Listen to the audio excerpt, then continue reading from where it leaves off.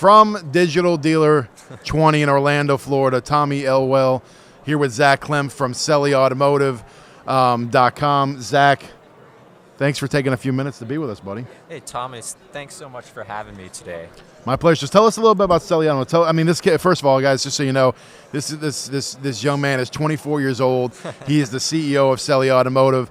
He's doing big things. He's got great ideas. But tell us a little more about what you do and let the people know who you are. Yeah, I mean, I guess I'll kind of start out with my background.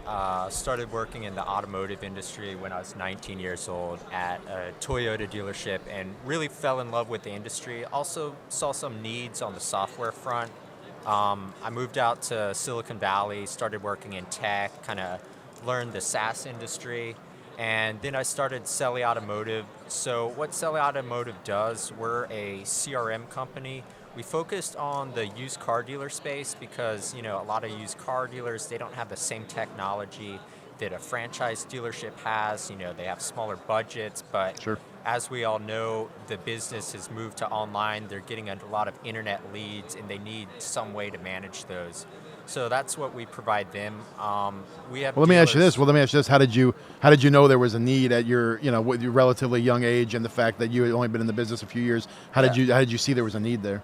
Oh, that's a great question. So, after I actually worked at the dealership, I briefly ran an independent. So I had my dealer's license and sold cars online. So I'd go to the Mannheim, the Odessa auctions, and, talk to a lot of the dealers there. And that's where I really saw that need. Wow. And what's interesting, we started out with a free kind of mobile-only CRM product, and we got thousands of salespeople all across the world using it. And it's developed into kind of a full dealership system. So what does that look like? What does that actual system look like for a dealer? If there's somebody watching that'd be interested, like from soup to nuts, what does it actually handle and take care of? So we make the interface extremely easy to use. We know there's a high attrition rate in the automotive industry. Salespeople don't have a lot of time to learn a system, and that's why we've developed Selly to be so easy to use. So we have an ILM to manage all the internet leads. We have a mobile app where you could scan driver's licenses, scan VINs, do appraisals. And then you can manage customers, set automated follow-ups. So basically, handle all the sales end of your dealership. Wow, awesome. So that's a little bit about what Selly Automotive brings to the table now.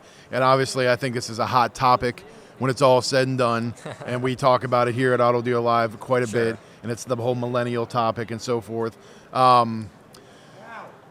In regards to that, let me ask you this: when it comes to being a millennial. Yep. Which now is that an overused, in your opinion? Is that an overused? Do people make? Because I don't remember coming. I'm a Gen Y. No, Gen Y is millennial. You're probably a Gen I'm 38. X. Yeah. Is that X? Yeah, X. Because I guess probably, and you hear that a lot. And I think every generation has the next generation talks about the generation coming up and how to handle it. Are we making too big of a deal about it too, to some degree?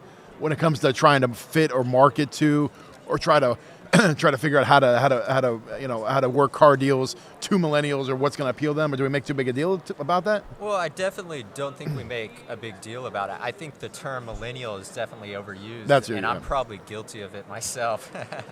But, if you look at millennials, they've really disrupted the industry. They've pushed towards transparency in dealerships. They've pushed towards e-commerce experience in dealerships.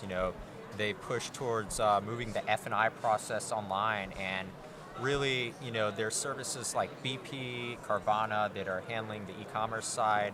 There's Lyft and Uber. There's Zipcar. Millennials have so many different means of utilizing transportation, and that's how they've really disrupted the industry. What does that look like going forward? Because I see the advantage, and I'm probably kind of in between the schools, and I see the advantages, but I also see the disadvantages. I hear dealers talk about it, and I hear, with some of this e-commerce stuff with Carvana, stuff like that, where, and I've talked to some dealer buddies and people we were talking with here at the show. Is that going to be something that, like, are they fads? What do you think? Well, let me answer it in two questions. So first of all, here's something interesting. General Motors, they recently invested $500 million in Lyft at a $5.5 billion valuation. And General Motors has also announced something called the Factory Collection Online. They're going to sell vehicles, pre-owned vehicles they're like lease fleet vehicles under 37,000 miles, directly online and straight to the consumer. That's an OEM that's doing this. So I think the BP and Carvana, they definitely had an influence on GM moving in that direction. Sure. And then you could look at a service or a company like Tesla. They have a direct-to-consumer model for new vehicles. So I think those two different companies or sides of the market have definitely had some influence on the industry. And I think over time, dealers might take a couple points from those. Maybe allowing the consumer to purchase that vehicle online and delivered to them. And I think maybe time will tell. You know what I mean? Because obviously you look at the Tesla model. I mean, I see the direct to consumer, but also that's a high end vehicle. They're not producing 100,000 units a month, or so I see that could be a. But like you said, I think it's going to be a time's going to tell. But it definitely that when there's writing on the wall, when the manufacturers are getting involved in it, there's something to take notice of for sure.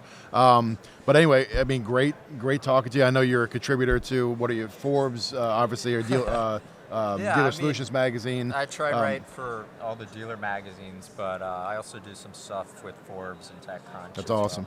What now? If people wanted to contact you directly, what's the best method? If they want to know more about Celli Automotive, they want to schedule a demo with you. Tell everybody how to get a hold of you. So you could go to our website, celliautomotive.com. You could follow us on Twitter at Celli Automotive, or you could follow me on Twitter, Zack Klempf, or connect with me on LinkedIn. No, I follow you on Twitter. I don't know if you follow me back. So if nothing else after, would you please? Because that makes me feel like I'm begging. I don't like to beg. But well, great. Like I said, great talking to you. Thanks so much for your time. Look forward to big things. Guys like yourself are obviously on the forefront, and look forward to seeing what else you guys going to put out and what that mind of yours is going to do. So awesome, Tommy. Very cool. Really appreciate it. Thank you, man. Take care of yourself.